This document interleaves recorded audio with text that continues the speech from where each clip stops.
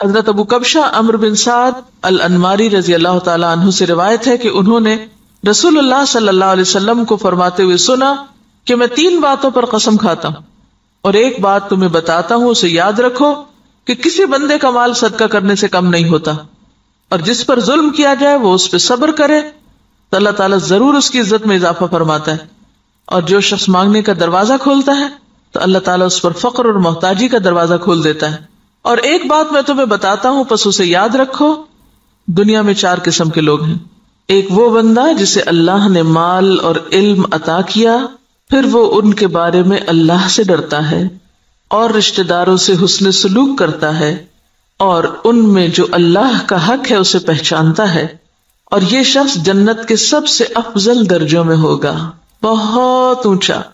اور وہ بندہ جسے اللہ نے علم تو دیا مگر مال نہیں دیا، بس وہ سچی نیت رکھتا ہے اور کہتا ہے اگر میرے پاس مال ہوتا تو یقیناً میں بھی فلاں آدمی کی طرح عمل کرتا، اور فلاں سے مراد اس کی اوپر والی کیٹیگری ہے کہ جس شخص کو اللہ نے مال اور علم دونوں دیے، بس اس کی نیت یہ ہے تو اس کا اور پہلے شخص کا اجر برابر ہے، وہ بھی درجوں کے اعتبار سے قیامت کے دن بلند ترین درجوں میں ہوگا۔ اور وہ بندہ جسے اللہ نے مال دیا اور علم نہیں دیا، بس وہ بغیر علم کے اندھا دھند طریقے سے خرچ کرتا ہے، اس کے بارے میں نہ اپنے رب سے ڈرتا ہے، نہ رشتہ داروں کے حقوق ادا کرتا ہے، اور نہ اللہ کا کوئی حق اس میں پہچانتا ہے، نہ اللہ کا حق دیتا نہ بندوں کا، تو یہ سب سے بدترین منزلت پر ہے۔ اور وہ بندہ نہیں عطا کیا اس کو اللہ نے مال اور نہ علم، تو وہ کہتا ہے اگر میرے پاس مال ہوتا تو یقیناً میں بھی فلاں آدمی کی طرح عمل کرتا، اور فلاں سے مراد اس کی اوپر والی کیٹیگری ہے جو اپنا مال بے انتظامی سے اندھا دھند خرچ کر رہا ہے، بس اس کی نیت یہ ہے تو ان دونوں کا بوجھ برابر ہے۔ اب آپ یہاں دیکھیے کہ آپ صلی اللہ علیہ وسلم نے ساری دنیا کے لوگوں کو 4 حصوں میں بانٹ دیا۔ ایک وہ جس کے پاس مال بھی ہے اور علم بھی ہے، اور جس کو اللہ یہ 2 نعمتیں دے دے اس کی خوش قسمتی کا تو کیا ٹھکانا۔ وہ کیا کرتا ہے، مال کو اپنے علم کے ساتھ ایسی ایسی جگہوں پہ خرچ کرتا ہے جہاں سے وہ بہترین فائدے اٹھاتا ہے، یعنی درجہ یا اس کا اجر اور ثواب بہترین پاتا ہے۔ یہ بالکل ایسے ہی ہے کہ جیسے آپ دیکھیں ایک بالکل ان پڑھ تاجر ہوتا ہے جو نہ مارکیٹ کو جانتا ہے، نہ تجارت کے اصول قاعدے جانتا ہے، نہ اسے کوئی پتا ہے، اور وہ تجارت کرنے کھڑا ہو جاتا ہے، تو وہ مال کہاں لگائے گا، گواں بیٹھے گا، لاس کر لے گا۔ اور ایک وہ ہے جو پڑھا لکھا تاجر ہے، تجارت سے پہلے اس نے ایک ڈگری کی، یا ڈگری نہیں بھی کی تو ایک تجربہ حاصل کیا ہے، اور وہ مارکیٹ کو بھی جانتا ہے، حالات بھی جانتا ہے بہتر طور پر، اب وہ باقی سب سے آگے نکلتا چلا جائے گا، یعنی اس کا جو پروفٹ ریٹ ہے یا اس کا جو نفع کا جو مقام ہے وہ تو بہت آگے، وہ تو تھوڑے ہی عرصے میں بہت کچھ کما جائے گا، کیونکہ اس کو پتا ہے کہ مال کو کہاں لگانا ہے اور کیسے لگانا ہے۔ اس کے برعکس ناسمجھ شخص کچھ بھی نہیں کر سکے گا، مال ضائع کر دے گا۔ جیسے دنیا میں علم والے مال کو بہتر طور پر استعمال کرنا جانتے ہیں، اسی طرح دین کے علم کے ساتھ بھی انسان اپنے مال کی یا منی مینجمنٹ جو ہے اس کی بہترین حسن تدبیر کرتا ہے اور بہترین جگہوں پر خرچ کرتا ہے۔ مثلا بظاہر عام لوگوں کو وہ ایک چھوٹا سا کام نظر آتا ہے، یہ چھوٹی سی نیکی نظر آتی ہے، لیکن اس کے نزدیک وہ بہت بڑی نیکی ہوتی ہے اور وہ سوچ سمجھ کے خرچ کرتا ہے۔ ایسا شخص بعض اوقات چھوٹی چھوٹی نیکیوں سے بھی بہت بڑے درجے پاتا ہے، ذرے سے بھی وہ اجر عظیمہ کماتا ہے، اپنی اچھی نیت کی وجہ سے، اپنے اچھے طریقے کی وجہ سے، سمجھداری کی وجہ سے۔ تو نتیجہ کیا ہوگا، قیامت کے دن وہ اعلیٰ ترین مقام پر ہوگا۔ ایک دوسرا شخص ہے، اس کے پاس مال کوئی نہیں لیکن علم ہے، اس علم کی بنا پر وہ یہ سوچ رکھتا ہے کہ اگر کبھی میرے پاس بھی مال آیا تو میں بھی فلاں کی طرح، اس کو آئیڈیالائز کر رہا ہے، فلاں کی طرح نیکی کے کام کروں گا، اور یہ اس کی سچی نیت ہے۔ تو نیت کہتے ہیں پکے ارادے کو، نیت خوش خیالی کو نہیں کہتے، یا کسی خوش فہمی کا نام نیت نہیں ہوتا۔ ہم عام طور پر نیت کس کو قرار دیتے ہیں، بس ایک خیال آ جانا وہ بڑی اچھی نیت ہے اور تھوڑی دیر کے لیے خوش ہو جانا اپنی نیت سے، نہیں، نیت محض خیال نہیں، نیت کیا ہے، پکا ارادہ، سچا عزم۔ دنیا ادھر کی ادھر ہو جائے اور وہ شخص نہ بدلے، اس کی نیت نہ پھرے، اس کے ارادے نہ بدلیں، حالات کچھ بھی ہو اس کے ارادے نہ بدلیں۔ ہمارا عام طور پہ کیا حال ہوتا ہے، جب ہم اللہ سے راضی ہوتے ہیں تو اللہ کی راہ میں بہت کچھ خرچ کرنا چاہتے ہیں، نیکی بھی بڑی کرنا چاہتے ہیں، جب اللہ سے ناراض ہوتے ہیں پھر کیا کرتے ہیں، کسی بندے سے ہم راضی ہوتے ہیں تو اس پہ خوب لٹاتے ہیں، اور جب اگر اس بندے سے ناراض ہو جائے تو پھر ہم اس کو کیا دیتے ہیں، پھر اس کو آگ کر دیتے ہیں۔ ایسا ہی ہے نا، تو یہ سچی نیت ہے۔ پکا ارادہ نیکی کرنے کا نہیں. پکے ارادے والا کون ہوتا ہے؟ جو کسی کی تعریف، تنقید، حالات کے اچھے یا برے ہونے سے کوئی اثر قبول نہ کرے. جو اس نے نیکی کا ارادہ کیا تھا، ٹھانا تھا، وہ اس پہ جمع رہے کہ میں کسی کی باتوں میں آ کر اپنا کام چھوڑ دوں، کسی کے بہلانے سے، کسی اور دنیا کے حقیر فائدے کی خاطر میں اپنے مشن کو قربان کر دوں. نہیں، وہ احمق و بے وقوف شخص نہیں ہے کہ ایک ہوا کے جھونکے سے ادھر کو اڑ جائے اور دوسرا آیا تو ادھر اڑ جائے. وہ جم کے رہتا ہے اپنے مشن میں، اپنے سوچ میں، اپنے نیکی کا جو ارادہ اس نے کیا اس کو کوئی چیز متزلزل نہیں کرتی. ہمارا حال دیکھیں نا، ہم کئی دفعہ مال خرچ کرنے کا سوچتے ہیں، پھر تھوڑی دیر بعد شیطان آ جاتا ہے اور وہ کیا کرتا ہے؟ نیت خراب کر دیتا. ہوتا ہے نا ایسے کہ نہیں ہوتا کبھی آپ کے ساتھ؟ یہ سچی نیت کوئی نہیں ہوتی. سچی نیت تو وہ ہوتی ہے کہ بس آپ نے کر لی اور اب دنیا ادھر کی ادھر ہو جائے اور آپ نے کرنا ہی کرنا ہے. ایسی نیت اگر کسی کی ہے اور مال نہیں بھی تو اللہ تو نیتوں کو جانتا ہے نا. ہم عام طور پہ کب کہتے ہیں اللہ نیت جانتا ہے میری؟ صرف خود کو کور کرنے کے لیے. ایسے شخص کو اللہ تعالیٰ بغیر کچھ کیے بھی وہی درجہ دے گا جو ایک کرنے والا کر کے لے رہا ہے، محض نیت کی سچائی کی وجہ سے، ارادے کی پختگی کی وجہ سے، خیر پر استقامت کی وجہ سے. تو یہ چیز دین میں بہت ضروری ہے. تیسرا وہ شخص ہے کہ جس کے پاس مال ہے، علم کوئی نہیں. اب یہ الٹ گیا قصہ، پہلے کے پاس علم تھا، مال کوئی نہیں تھا. اب اس کے پاس مال ہے، علم کوئی نہیں. اب وہ کیا ہے؟ بس جدھر اس کی خواہش نفس کہتی ہے، جدھر لوگ کہتے ہیں، جدھر اور لوگ جو کچھ کر رہے ہیں وہ بھی اندھا دھند وہی مال خرچ کرنا شروع کر دیتا ہے، دکھاوے میں، ریاکاری میں اور دنیاوی شہرت کے لیے. اب ظاہر پوچھ ہوگی. آپ کو پتا ہے کہ ابن آدم کے قدم ٹلیں گے نہیں قیامت کے دن جب تک کہ وہ 5 باتوں کے جواب نہ دیتے. اور اس میں سے ایک سوال کیا ہوگا؟ مال کہاں سے کمایا اور کہاں خرچ کیا، یہ پوچھا جائے گا. ایسا نہیں ہے کہ بس آپ چھوڑ دیے جائیں گے کہ اللہ میرا مال تھا، میری مرضی. یہ بات نہیں ہے. مال اللہ کی دی ہوئی ایک امانت ہے آپ کے پاس، اس کو اللہ کی مرضی کے مطابق ہی خرچ کرنا ہے. یہ نہیں کہ اگر آپ کو مال مل گیا تو اختیار بھی مل گیا. منمانی کرنے کا اختیار تو نہیں مل جاتا مال ملنے سے. یہ ملتا ہے ویسے ہم نے لیا ہوا ہے. ہم اپنے مال کو خرچ کرتے وقت کیا ذہن میں رکھ کے خرچ کرتے ہیں؟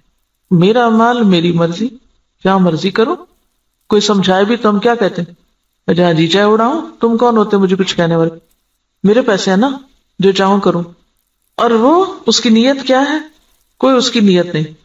خاص طور پر جو حدیث کے الفاظ ہیں نا قابل غور ہیں. لا يصل فيه رحمه ولا يعلم لله فيه حقا. نہ رشتہ داروں کو دیتا ہے اور نہ اللہ کا حق پہچانتا ہے، نہ فی سبیل اللہ خرچ کرتا ہے. یہ مالدار شخص قیامت کے دن سب سے بدترین جگہ پر ہوگا کہ جس کو اللہ نے دنیا میں مال تو دیا لیکن اس کے پاس کوئی سمجھ نہیں ہے کہ اس نے اس کے ساتھ کرنا کیا ہے. اور چوتھا وہ ہے بدقسمت کہ جس کے پاس ہے بھی کچھ نہیں ہاتھ میں لیکن آئیڈیالائز اس کو کرتا ہے. ہی اس تیسرے شخص کو کہ جو غلط جگہوں پہ مال خرچ کر رہا ہے. عام طور پر ہم لوگ کس کی پیروی کرنا چاہتے ہیں؟ اس شخص کی جس کے پاس مال ہے اور وہ نیکی کے راستے میں خرچ کرتا ہے، یا اس کی جس کے پاس مال ہے اور وہ دکھاووں کے لیے خرچ کرتا ہے؟ انڈیا کا کوئی امیر ترین شخص اور وہ کہتا ہے کہ میں کھانا تو 2 وقت کا کھاؤں گا، لیکن اگر کوئی شخص اعلیٰ تعلیم حاصل کرنے کے لیے وظیفہ چاہے تو اپنے مال میں سے اس پہ خرچ کروں گا.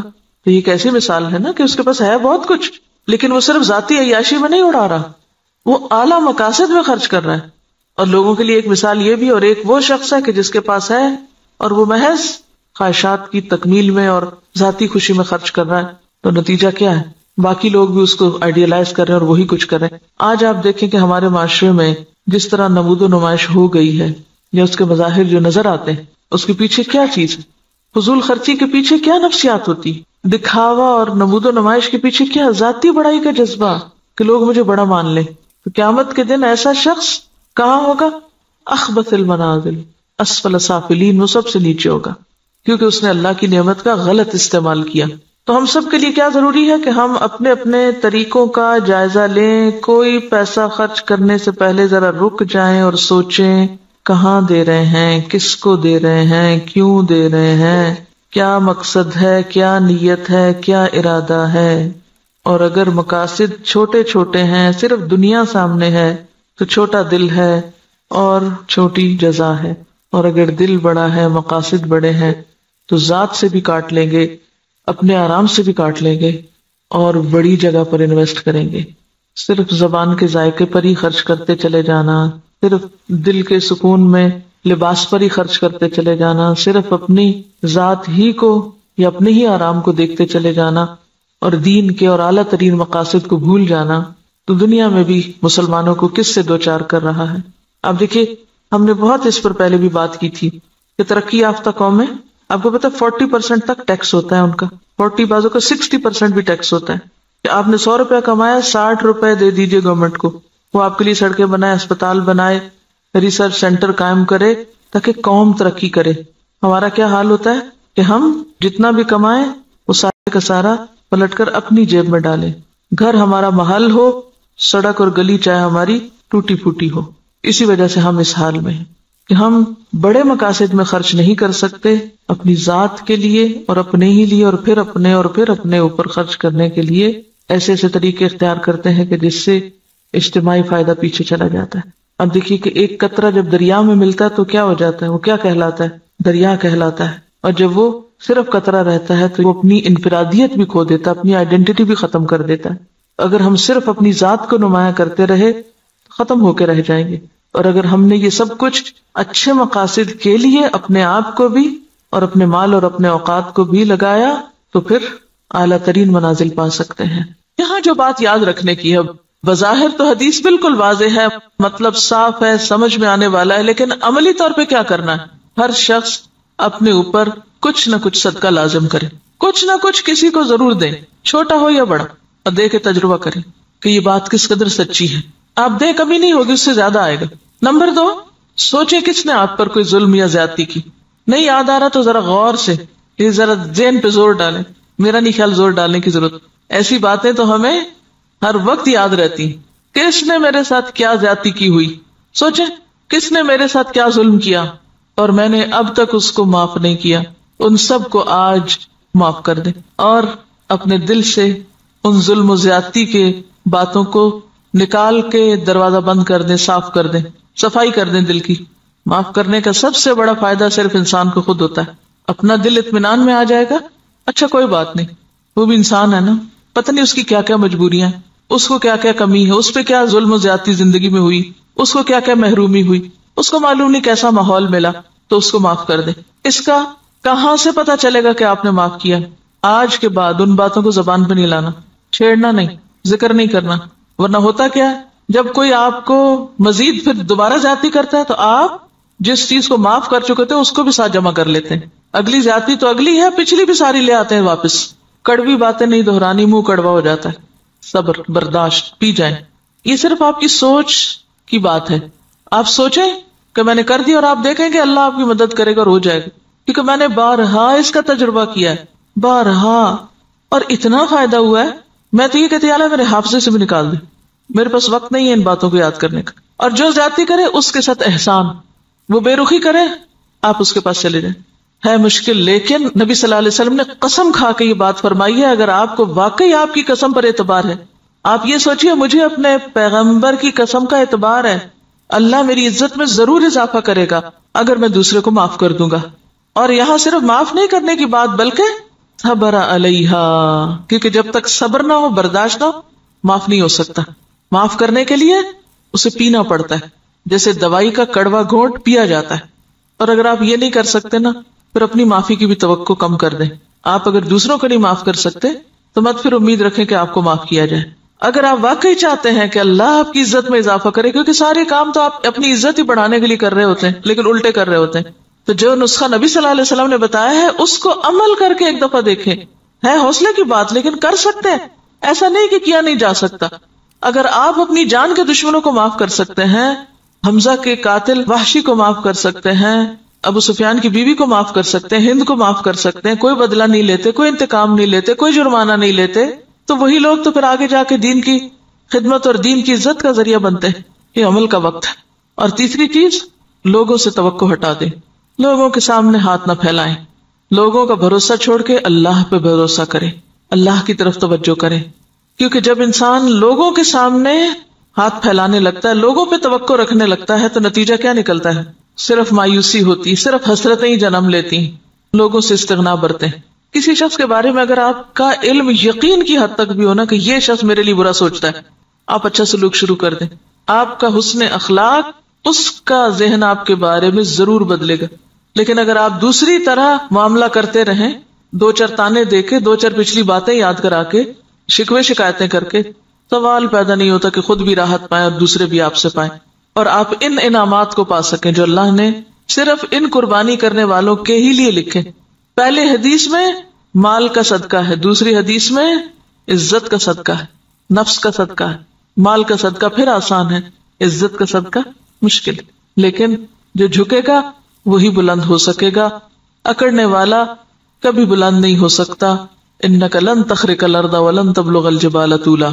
سبحانک اللہم وبحمدک نشہد ان لا الہ الا انت نستغفرک ونتوب الیک. السلام علیکم ورحمۃ اللہ وبرکاتہ.